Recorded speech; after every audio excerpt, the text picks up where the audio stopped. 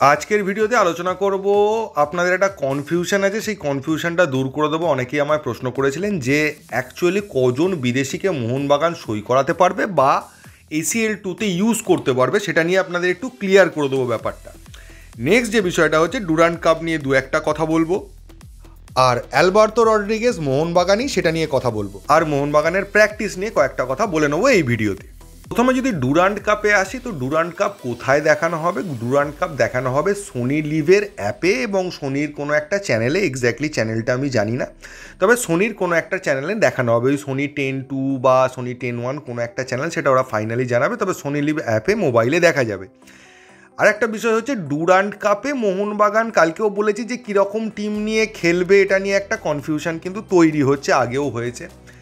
তো Durand cup শুরু হচ্ছে 27 তারিখ, তো মোহনবাগানের খেলা তার আশেপাশে হয়তো থাকবে কিছুদিনের মধ্যেই। এবার ব্যাপারটা হচ্ছে যে মোহনবাগান আজকে 5 তারিখ হয়ে গেছে, এখনও সমস্ত বিদেশির নাম অ্যানাউন্স করেনি। এরপর সমস্ত বিদেশির নাম অ্যানাউন্স হবে, তারা এখানে আসবে, মলিনা আসবে, সবাই মিলে একটা প্র্যাকটিসটা শুরু হবে। তো সেটাও যদি খুব তাড়াতাড়িও আমি ধরে নিলাম যে সামনের সপ্তাহতেও সব নাম অ্যানাউন্স হয়ে গেল বা যাই হোক, তাহলেও সেটা 15-20 তারিখের আগে হওয়াটা সম্ভব নয়, বাস্তব যা বলছে। তো 15-20 যদি আমি ধরি খুব আর্লিয়েস্ট, যদিও আমি জানি 15-20 হবে না, সেটা আরও দেরিই হবে। তো 15-20 তারিখে যদি প্র্যাকটিসটা শুরু হয়, তাহলেও 1 সপ্তাহ থেকে 10 দিন পাচ্ছে। তো একটা টিমের প্লেয়াররা বিভিন্ন দেশ থেকে বিভিন্ন জায়গা থেকে আসছে, ইন্ডিয়ান প্লেয়াররা আগে থেকে ছিল, তারা একটা মোটামুটি আন্ডারস্ট্যান্ডিংয়ের মধ্যে আছে, তাদের একটা অভ্যেস রয়েছে আগের বছর থেকে। কিন্তু নতুন প্লেয়াররা নতুন জায়গায় আসবে, এখানে একটা সিস্টেম তৈরি হবে, যে সিস্টেমে মলিনা খেলাবে সেই সিস্টেমের সঙ্গে তারা মানিয়ে নেবে, সেই সিস্টেমটাকে মানিয়ে নেবার পর বারবার প্র্যাকটিস করে সেটাকে আরও পারফেক্ট করে তুলবে। এই পুরো প্রসিডিওরটা এই 10 দিনে হয় না। তো স্বাভাবিকভাবেই প্রথম ম্যাচ থেকে আমরা পুরো টিমটাকে দেখতে পাবো না। অনেক জায়গায় বলা হচ্ছে পুরো টিম খেলবে, অনেক জায়গায় বলা হচ্ছে যে না, জুনিয়র টিম খেলবে। তো পুরো জুনিয়র টিম দিয়ে ডুরান্ড কাপ থেকে ছিটকে যাওয়ার মতো প্ল্যানিংও মোহনবাগান করবে না। সেক্ষেত্রে যেটা হতে পারে, ভারতীয় প্লেয়ারদের, সিনিয়র প্লেয়ারদেরকে জুনিয়রদের সঙ্গে জুড়ে দিয়ে একটা টিম তৈরি করে প্রথম দিকে আই লিগের টিম যেগুলো আছে তাদের সঙ্গে খেলাগুলো হয়ে যাবে, বা আর্মির টিমের সঙ্গে খেলাগুলো হবে। এইবার হওয়ার পর ডার্বিতে পুরো জুনিয়র টিম খেলানো যাবে না। তো ডার্বিতে কিছু বিদেশিকে, যারা ততদিনের মধ্যে রেডি হয়ে গেছে, নতুন বিদেশিরা যদি নাও রেডি হয়ে থাকে, সেক্ষেত্রে জেসন কামিন্স, দিমিত্রি পেট্রাডস, এদেরকে মেন টিমে নিয়ে এসে ডার্বিটা খেলানোর একটা পরিকল্পনা রয়েছে। কি সিচুয়েশান হচ্ছে তার ওপর, এখন থেকে তো আর পরিকল্পনা করা যায় না, তখন কোন কোন প্লেয়ার টিমের সঙ্গে মানিয়ে নিয়েছে তার ওপর ডিপেন্ড করবে। নেক্সট হয়ে যাওয়ার পর যখন নকআউটে যদি মোহনবাগান যায়, তখন আশা করা যাচ্ছে পুরো টিমটা খেলবে। এইভাবেই একটা ডুরান্ড নিয়ে প্ল্যানিং করেছে। আর ডুরান্ডের একটা সূচি আমি পেয়েছি, সেখানে মোহনবাগানের প্রত্যেকটা দিনের ম্যাচগুলো রয়েছে, কিন্তু সেই সূচিটা আদৌ অরিজিনাল কিনা বা কোনো অথেন্টিক জায়গা থেকে যেহেতু পাইনি, তাই এক্ষুনি শেয়ার করছি না। কী আছে, এখনও তো ডুরান্ড দেরি আছে, 2 দিন পরেই যদি পাওয়া যায় অফিসিয়াল জায়গা থেকে, সেটাই শেয়ার করব। এবারে নেক্সট বিষয়টায় যদি আসি, কালকে আমি যেহেতু বলেছিলাম যে এই বিদেশিদের কয়েকজন বিদেশিকে এরকমও সই করতে পারে যে এক্সট্রা 6-এর পরে 7-8 বিদেশি হিসেবে, সেই জন্য হয়তো অত ভালো লেভেলের বিদেশি ইউজ করছে না, যার পরিপ্রেক্ষিতে আমি কিছু কমেন্ট পেয়েছি। কারণ সকলেই বলছে 6 জনের বেশি তো রেজিস্টার করানোই যাবে না, তাহলে 8 জন বিদেশি নিয়ে হবেটা কি? বিষয়টা আপনাদেরকে ক্লিয়ার করে দিই। AFCর তরফ থেকে যে ঘোষণাটা করা হয়েছে, সেখানে বলছে যে প্রত্যেকটা দেশের ফেডারেশান রয়েছে, সেই ফেডারেশানের যে টুর্নামেন্টগুলো রয়েছে, সেই টুর্নামেন্টে সর্বোচ্চ যতজন বিদেশিকে অ্যালাউ করা হয়, ততজন বিদেশিকেই AFC অ্যালাউ করবে। এটা টোটালি ছেড়ে দিয়েছে তাদের দেশীয় সংস্থাগুলোর ওপর, বলতে পারেন এখানে AIFF-এর ওপর। ISL-এর শিডিউল বেরিয়ে গেছে, ISL-এ বলাই হয়ে গেছে যে 6 জন বিদেশি রেজিস্টার করা যাবে, 4 জনকে খেলানো যাবে, এরকমই নিয়ম আগের বারের মতো কন্টিনিউ থাকছে। যদিও পরে চেঞ্জ হতে পারে, কারণ এখনও ডেটগুলো আসেনি খেলার, সেই জন্য বলছি। তো সেটা যদি নাও হয়, আমাদের AIFF-এর কিন্তু আরও একটা টুর্নামেন্ট আছে, সেটা হচ্ছে সুপার কাপ। সুপার কাপে আগেরবার অনফিল্ড 6 জন বিদেশিকে কিন্তু অ্যালাউ করেছিল, যেহেতু প্লেয়াররা তখন ন্যাশনাল টিমের ডিউটি ছিল বলে।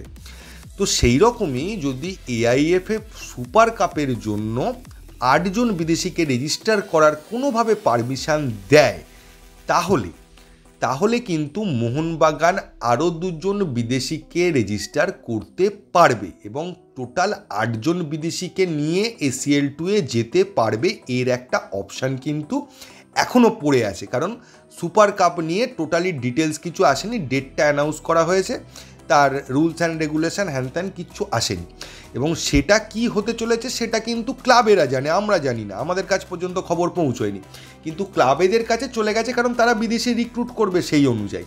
তো সেটা এক্স্যাক্টলি কি হয়েছে বা কত হয়েছে সেটা আমরা জানি না, তবে আবার বলছি এখনও কিন্তু সমস্ত সম্ভাবনা শেষ হয়ে যায়নি, এখনও কিন্তু 8জন বা 7জন বিদেশি নেওয়ার একটা অপশান খোলা আছে, সেটা টোটালি ডিপেন্ড করছে এআইএফএফের ওপর।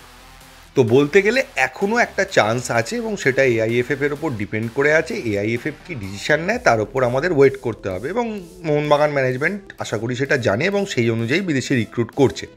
আর নতুন বিদেশি যে আছে ডেল পোজো, তাকে নিয়ে ডিটেলস আলোচনায় আমি যাচ্ছি না, কালকে আমি জাস্ট হালকা তার কয়েকটা ঝলক দেখে বলেছি। তো তাকে নিয়ে ডিটেলসে তখনই আলোচনা করব যখন অফিসিয়াল নামটা ঘোষণা হবে। বেকার একটা প্লেয়ারকে নিয়ে এত কিছু আলোচনা করলাম, মোহনবাগানে এলে কি সুবিধা হবে, এর পাশে কীরম খেলবে, ওর পাশে কীরম খেলবে, তারপর আলটিমেটলি দেখা গেল সে এলোই না।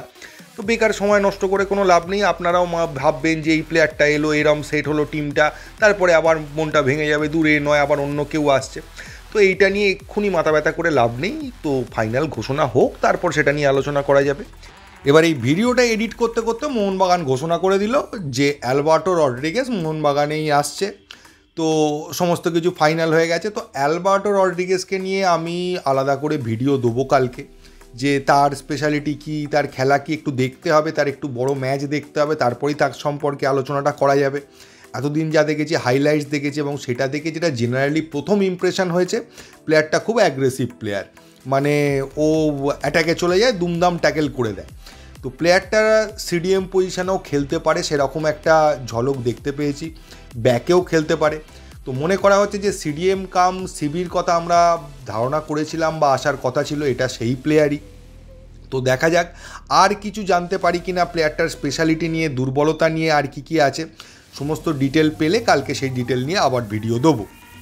আপাতত 4জন বিদেশি হয়ে গেছে, এইবার 5 এবং 6, 5টা আমরা জানি জেমি ম্যাকলারেন, এবং 6টা কী হবে এখনও কনফার্ম নয়। তো দেখা যাক জেমি ম্যাকলারেনই হচ্ছে কি না সেটা নিয়েও আলোচনা করব, আর 6 নম্বর বিদেশি ফাইনাল কে হচ্ছে সেটা যদি জানা যায় তখন তাকে নিয়ে আলোচনা করব। তো এই ভিডিওতে এইটুকুই, যদি ভিডিওটা ভালো লাগে প্লিজ চ্যানেলটাকে সাবস্ক্রাইব করবেন। থ্যাংক ইউ, ধন্যবাদ, এবং জয় মোহনবাগান।